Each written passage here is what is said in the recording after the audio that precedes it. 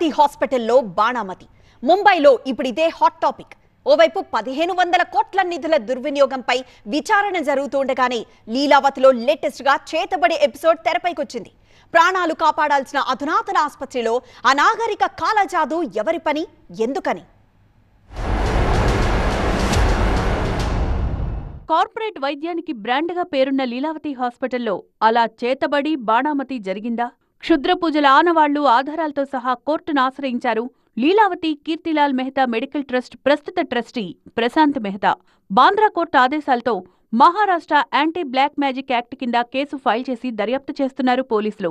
Trustee ఆఫీసులో చేతబడి చేశారని, పుర్రెలు ఎముకలతో నిండి ఉన్న 8 కలశాలు సహా క్షుద్ర పూజకు సంబంధించిన వస్తువులను గుర్తించి పోలీసులకు అప్పగించామన్నారు ట్రస్ట్ ప్రతినిధులు.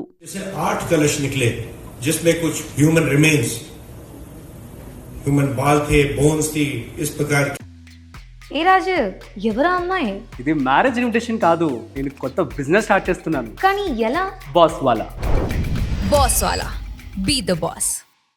वस्तुएं कुछ चावल कुछ और इतर वस्तुएं जो काले जादू के लिए यूज की जाती हैं, ब्लैक मैजिक के लिए यूज की जाती हैं।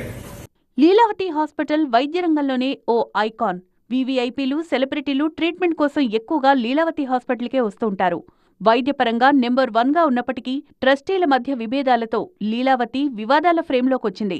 వ్యవస్థాపక ట్రస్టీ కిషోర్ మెహతా 2002లో వైద్యం కోసం విదేశాలకు వెళ్లిన టైంలో ఆయన సోదరుడు విజయ్ మెహతాకు తాత్కాలికంగా ట్రస్టు బాధ్యతలు అప్పగించారు.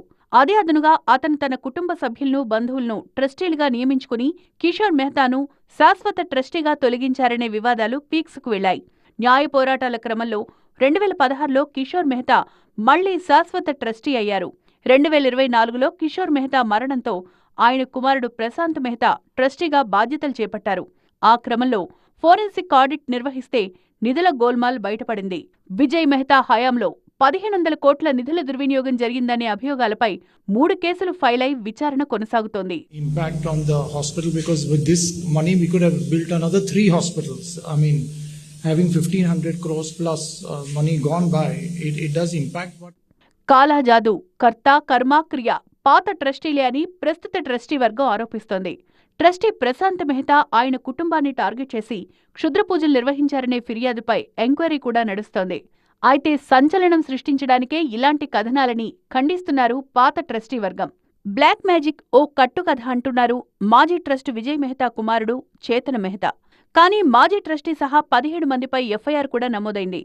లీలావతిలో బ్లాక్ మ్యాజిక్ వ్యవహారం ముంబైలోనే కాదు, దేశవ్యాప్తంగా చర్చగా మారిందిప్పుడు.